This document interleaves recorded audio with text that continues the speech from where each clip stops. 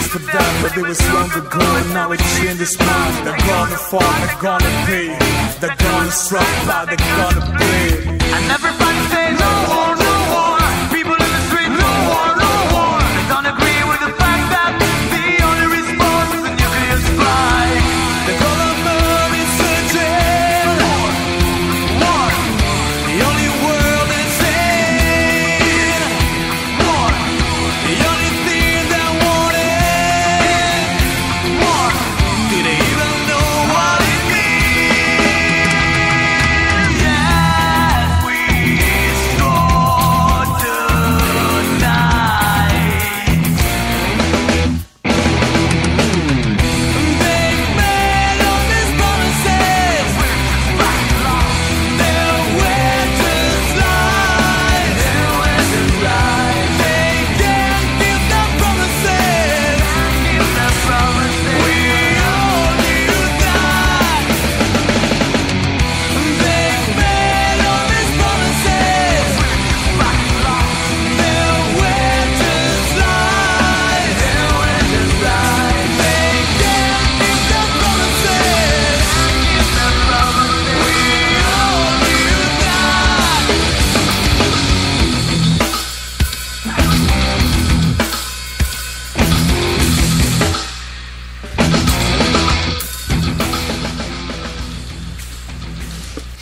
Hello everyone, this is Lori Smith here on Spreaker, and glad to be here. Just going to talk about domestic violence and the effects it has on children in the home and really on the whole family, and glad to be back. And I just do shows when I just feel like talking about stuff, and been thinking about this for a while, and especially the last couple of weeks, just the issues of domestic violence and the effects that it does have on children.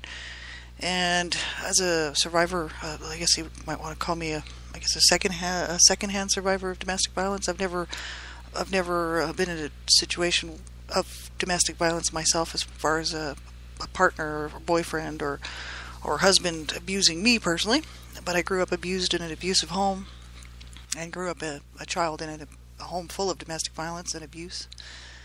And I can speak firsthand about this and what I saw it do to my parents, and what I saw my parents do to each other, and what they did to their children, and then what it did to the family members as well, and what they did when they grew older and got married and ended up in, a couple of them ended up in some domestic violence situations. So, it's a pretty harsh situation for children out there, growing up in homes full of domestic violence. And the issue is even whether there's been studies done, and they said, these studies that have been done through the years have proven that even if the children are not the targets of the abuse and the anger and just the terrorization from one partner to another, whoever's doing the abusing in the situation, even if the children are not the actual targets of that abuse and are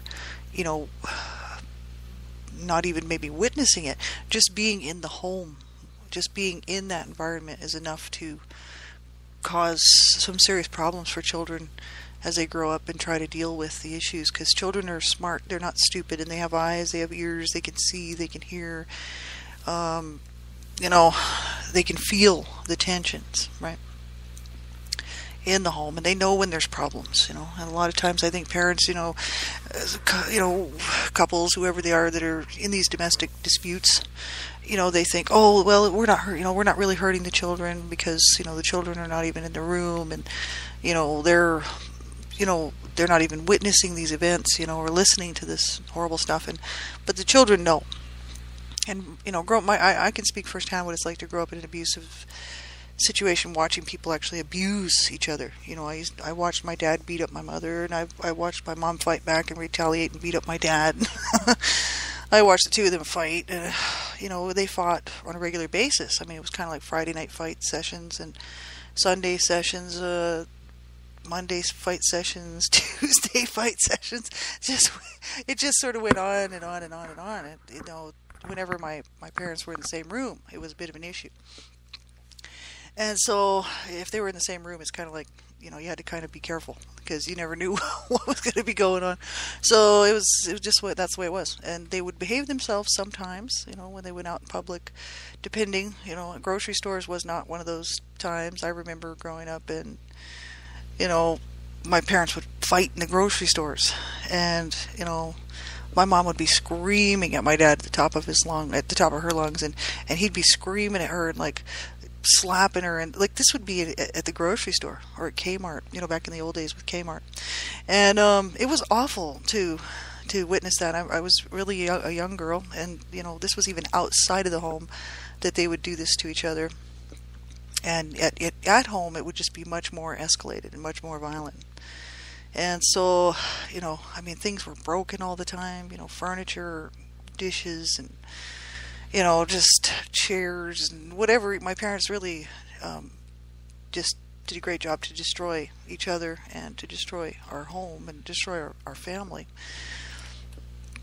And, it's not like my mom couldn't get out. This is the thing. She had opportunity to get out. They were both abused as children, like I talked before, on many of my shows. And they got together. They both had a lot of emotional problems, a lot of mental problems even.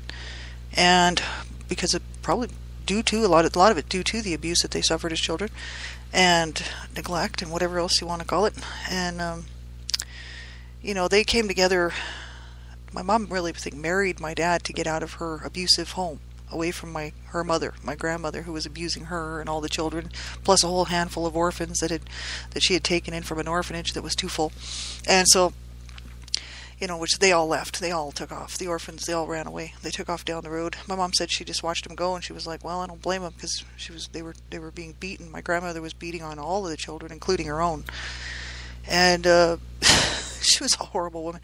And so, it's quite interesting, because it'd be interesting to hear from some of those children who were orphans who my grandmother abused. It'd be interesting to see some of their stories. But anyway, my mom's story was that she left that abusive environment thinking she was going to be out, and free from that, marrying my dad, right? My dad was, he's a bit of a charmer. He even is today. Well, he has a lot of friends. He has a lot of support. People like him. He's a Christian. He's thought of as a decent, dear old man who's just the most wonderful person in the world. And they don't really know what he did, so therefore they think he's nice. But as soon as you tell them what he's done in his lifetime, some will overlook it and say, well, that's life. And others will just be like, wow, we had no idea. Yeah, no, because he's mentally ill. He's actually psychotic. And so he can fool a lot of people. And he has over the years. But anyway, he's real nice to people that he likes. He just wasn't nice to his wife, and he wasn't nice to his children, and he treated his wife horribly. And my mother, she could have got out. Like in Canada, when they left, just before they left Canada, actually, they left Canada in the 60s. But in the late 40s, my mom was already trying to get a divorce here in Canada back in the late 40s, and they would not grant her a divorce because there was no infidelity. So it would have had to be that, my dad was sleeping around on her or something. But since there was no infidelity proven, they would not grant a divorce, and my mother really was at that point, unless she wanted to run with 4 or 5 kids, however many kids were born at that time. Where was she going to go? Back to her abusive mother? Or at that age, I doubt that my grandmother would have been able to really abuse her, but my grandmother's mother was a horrible woman and wouldn't probably do anything to help her anyway. So where's she going to go with all these kids? I think my mom felt really trapped. I think she felt trapped as a child. She was the oldest of all the children, and she used to take the brunt of the beatings because my grandmother would go to beat on the other children, and then my mother would step in and take the beating for them.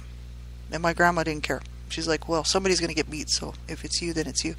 So my mother was horrifically abused by my grandmother. And so it's really no wonder that she did what she did to me. And, so that's just a little bit of background on my mom's situation. She could have got out, in later in life, and after I was born, especially because then after I was born, I started to see what was going on, and the neighbors would even tell her, you should get out, and you don't have, you could get out, you don't have to stay in this situation. And my older brothers would tell my mom, because my older siblings some of them were quite a bit older than myself, and they would tell her, let's go, we'll go, we'll move out, and then you can, we'll help you pay for the bills, and we'll leave Dad. This was always something that, was always talked about when my dad wasn't in the home. And when he was gone, and my mom would always just no, she was just, in her mind, she was shackled and tied down, and in her mind she was restrained, and she was never going to get out of there. Like, in her mind she had given up, and that's a sad situation, to get that far down, that you feel that you can't get out, even when you have people telling you that they'll help you get out. And it's a harsh situation. My brothers used to stand up for her, and they took a lot of beatings for it. And they try to protect my mom from my dad, especially from him trying to rape her at night. That was their job. They used to have to keep guard over my mother so that my dad wouldn't rape my mother. And because my mom had so many children, she was told that if she had any more, especially the two that were born before me, died. 2 babies before me died a couple of years before I was born, and I almost died because my mom wasn't supposed to have any more children or she would die. They told the doctors actually told her, if you get pregnant and you have another child, you could die, and like, you need to be here for your other children, sort of thing. My parents have been brought up on child abuse charges, but we were allowed to stay in the home. But they were telling her, your health, you cannot have any more children. So my dad was just forcing himself on her, and he wouldn't let her get on birth control and blah, blah, blah. So the issue is that he was a sick man, and my mother they were both very sick, and they both had so many problems.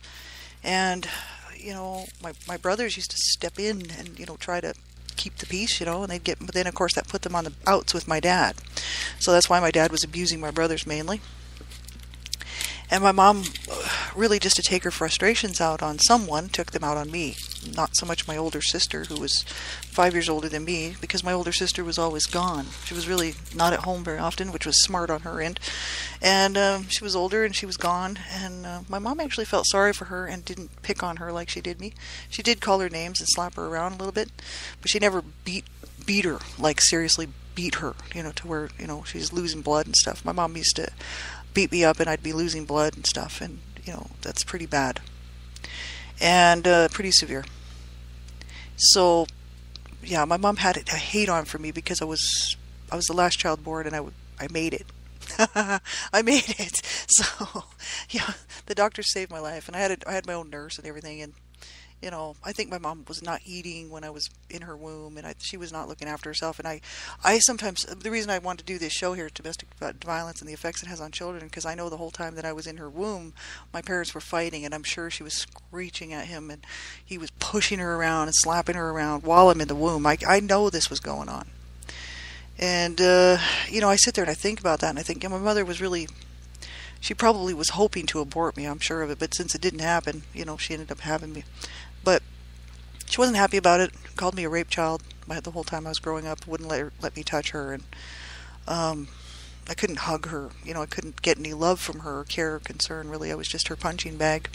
And so, I was a young little tiny kid there, just witnessing all this violence in the home, my brothers being abused, and I used to stand up for my brothers because I'd be like, don't hit my brother, and, then I'd get slapped around by my dad, and it was just a horrible situation that my parents set up for us, and it was all stemming really from their domestic violence issues, because my brothers were stepping in to protect my mother, and I was standing up to protect my mom and my brothers. And people would say, why would you stand up and protect your mother after she treated you the way she did? And my brothers, when they finally moved out or died and got killed or whatever, because I only have one brother left out of the 4, and the other 3, one was murder, one was suicide, and the other was a drug overdose. So all under the age of like 33 or whatever, 34 years old. So my brother was murdered at 19, my brother Chess, and he was murdered.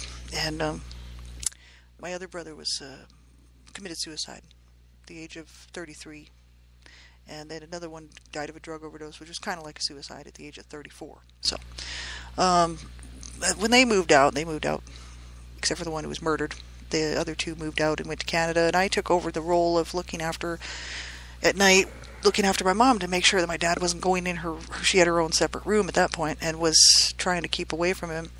And I took on the role of keeping my dad away from my mom, and every time I could hear them start to fight, I'd be up in the middle of the night, basically in my dad's face, telling him, get away from her, and which caused a lot of problems between me and my dad, because sometimes, he would like lash out at me and throw me against a wall, or slap me around, or just say a number of things. And, I hit him in the head with a bat one time. It was a plastic bat, but it wouldn't have mattered whether it was plastic or wood. I still would have used it, right?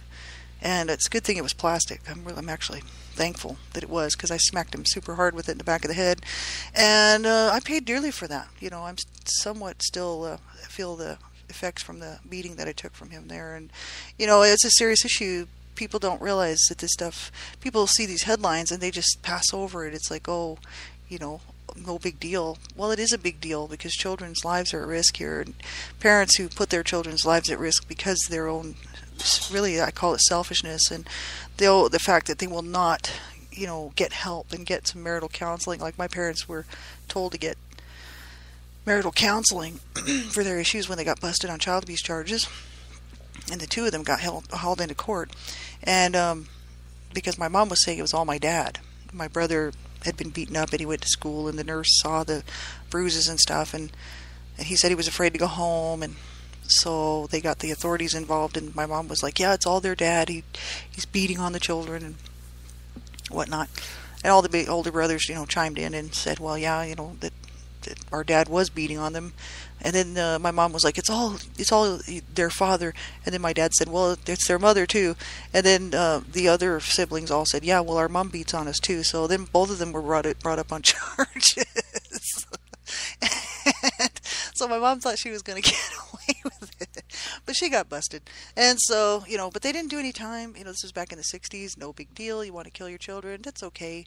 Even today, it's no big deal. Do a couple of years, kill your children, do a couple of years, and then come out and have some more children, kill them, and do a couple more years. Just check the headlines out. Check a few headlines out. That is the absolute truth. And so even then, like, especially in the 60s, nobody cared, right? And so it's no big deal. Even at school, the teachers, I came through, not through the system, but I was red flagged as a child abuse victim, and schools knew about it, and the teachers knew about it, and they used to ask me questions, and they would watch, and we had social workers involved, and the abuse was still going on. I'd go to school scratched up, beat up, bloodied up, broken up. It's like nobody cared, and of course I'd try to hide it. I would sit there with my hand over my face and try to hide a bruise or whatever, big old welt or something, and nothing was done. Nothing was done. Nothing, and still nothing's being done today. It's pretty sad and pathetic, but it's true. And so, but the issue is domestic violence is such a serious issue. It really is. Like my sister, I'd like to say I broke the cycle. I don't have any children because I'm barren because of sexual abuse. But the issue is I could have adopted, but I'm quite glad that I didn't do something like that. I needed to get my own life straight, before I think about raising a child. I wish my parents would have done that. And so it's it's a serious thing. But my sister ended up marrying and having my niece, which is beautiful. She's a beautiful girl, and she's older now. And but when my niece was about 7 years old, my sister and her husband were having some serious marital problems, and my sister thought she could hide it by coming over to our house with sunglasses on. And she's hiding a black eye. And she was thinking that she could hide that from us. I'm like, so what's with the glasses in the kitchen? You're wearing your sunglasses in the kitchen. Now, come on. And she's like, well, I kind of instigated it, acting like it was her fault that he hit her, And I thought, well, now if she had tried to kill him or something and he was trying to defend himself, well then okay. But I seriously doubt it. So he was just starting to hit her and starting to push her around, and I was like, get out, man, get out. Do not stay in that situation. Don't be selfish. Even if you don't care if you get killed, look what it's going to do to your daughter. Look what it did to us, to watch mom and dad fight all the time, and hear the screaming and the crying and the name calling and the, knowing that your parents are getting hurt. This wasn't just, oh, parents are fighting again, no big deal, I'll just go watch some TV and hang out. This was a very fearful thing. I grew up in, just from day one, being in this horrible situation. And going to school, I used to sit there and think, instead of being able to concentrate on my studies, I was wondering who was going to be killed when I got home. Because I thought, oh, I wonder if mom's going to kill dad. Because my mom was always threatening to kill him, and she was threatening to kill me and everybody else, and herself.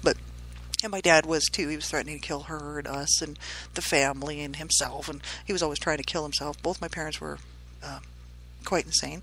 And so, you know, I'd sit there at school and I'd be like, I wonder when I get home who. I'd sit there and I'd think somebody's going to come to school to pick me up, and they're going to tell me that somebody's dead, somebody's been killed, somebody's going to kill somebody. It's mom going to kill dad, or dad's going to kill mom. This is how serious it was, you know, because my mom was vicious and violent. I was just waiting for her to kill my dad because he was provoking her. You know, like he was beating her up, and I thought she's gonna just take him out one day, you know, and because my mom was beating the crap out of me, and I mean, I knew the power and the force that she could wield a weapon, you know, like a broomstick or a belt or a bloody rolling pin, you know. I mean, my mother was vicious. I mean, and I thought, you know, if she could do that to me just because she didn't like the look on my face, you know, I can imagine the damage that she could do to my dad. And I actually witnessed some of it. You know, my dad one night was attacking her and, you know, like really had her up against the wall. I mean, he was choking her and slapping her, and my mom was like, you get away from me, and he wouldn't leave her alone, kept on pushing her and everything. And I was actually in my bedroom listening to this, and I knew what was happening, and I came out and I thought, oh, I got to try to break it up, you know. And I was already almost 16 years old, and I was like, you know, get away from her, I told my dad. And this was after my mom had already slammed a big old ceramic lamp, with a heavy duty ceramic lamp, over my dad's head, and he had blood gushing down his face. And I mean, I thought this should take him out. I mean, I thought that would just kill anybody, a normal person. It would just knock him out at least. Not my dad. You know, it didn't even faze him. And here he comes after me, you know. And I mean, he was a violent man. And he like grabbed me and threw me into the wall, and I just slumped down. I was like out of it, tweet, tweet, tweet. And I mean, I didn't suffer any more of a beating that night, which was great. And my dad actually did leave my mom alone. But the thing is this is how I grew up. And, you know, you take that, I mean, today, I mean, I could have easily gone the way of many of my friends who grew up in homes with domestic violence and just carried on the cycle. I had lots of friends who did that, and, you know, it's a sad, sad thing. I'm so thankful that I was able to want to be treated better, and to know that, you know, life doesn't have to be like that, and that, you know, we don't have to, as survivors of abuse, be re-victimized over and over and over again, you know. And I don't have to be hurtful to my husband, you know, and I expect that he's going to do the right thing by me too, you know, and that's how I expect all of my relationships to go. And yet it could have gone the other way, because I know when I was young, you know, especially 18 to 22, 23, you know, it could have gone the other way. I could have just developed such a hard heart and just been like, whatever, because I didn't care about my life. I didn't care about myself. I just did a lot of drugs and hung around with a lot of violent people, and, you know, was heading that violent lifestyle that my brothers were living, you know, living on the streets and stuff in Canada. And it could have gone that way for me, you know. And I sit back and I think, I don't know what it was inside of me, but something was just saying, this is not, I knew it wasn't right. It just wasn't right. It wasn't right what my parents did to each other. It wasn't right, you know. It wasn't right at all what my parents did to their children, to all of us, you know.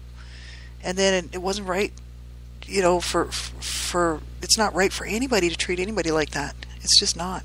And something inside of me was just saying, you know, you have to look for the good. You have to look for, you have to survive this. You have to make it, you know.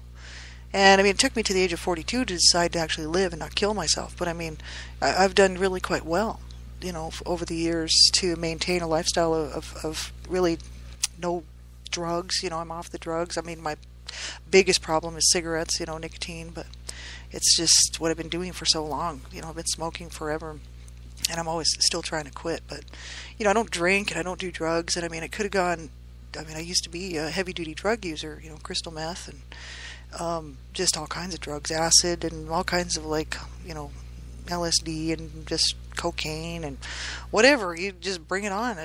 You know, I was into it. So it could have gone so bad. And I look around and I see some of these people, you know, some of these headlines out here. And you see some of these people in their, you know, their 20s, their 30s and 40s and stuff, and their lives are such a mess. And I don't look down on those people. I sit there and I think, where have you come from, man? Like, where have you come from? I mean, what caused you to do that? Like, it's just a setup of bad choices. You know, my parents made bad choices for us on our behalf, you know, by abusing us and treating us horrible. And even though they were treating each other horrible, they didn't have to have it spill over to us, but they did. See, that's why my sister used to call them selfish. My sister was like, yeah, they were selfish because they just wanted to hurt us too because they were hurting, you know. And I see that, you know. It's like, and they made some seriously wrong choices, and I made wrong choices for myself later too, using drugs. And I mean, at the age of 12, I mean, I decided to start doing drugs. But the thing is, I kept on doing them until I was about 21, right around there, and finally decided after my brother killed himself that I was heading the same way, so I better stop, get straight. But you know, this is a horrible situation for so many people out there. I'm telling you, if you are in a domestic violence situation and you are in a situation where you're being abused, you get help. You do not allow yourself to be abused. It's not okay. You have rights as a human being, and you have the right to help, and you have the right to a good life, a decent life. I don't care what anybody's said to you in the past or previously. You have the right to a good, decent life. We all have the right to decent, you know, treatment. And I can't say it enough. Get some help if you're in a situation where you're being abused, or you know someone who's being abused. You know, you make sure that you pass the word for them to not give up and get some help. Right? Do whatever you can do to save your life and get yourself some help and get your children some help. Right? And in the meantime, God bless you all. God keep you, and I'll hopefully chat with you again soon sometime. I'm going to play a song. The first song was Promises by Warren Hill. This next song is going to be Fragments of a Broken Dream, and that's really what domestic violence is. It's just a broken dream, you know, child abuse. It's a broken dream. You know, I dream sometimes about what it would have been like to have a decent life, to have a decent home, and to have decent parents. And I've never experienced love from a parent. I don't know what it would be like. Even though I grew up in a home with two parents, I don't know what real love is from that, you know, perspective. And so that part of my life is very much lacking. So this song is very much fitting. Fragments of a Broken Dream. Good night, everybody. Take good care.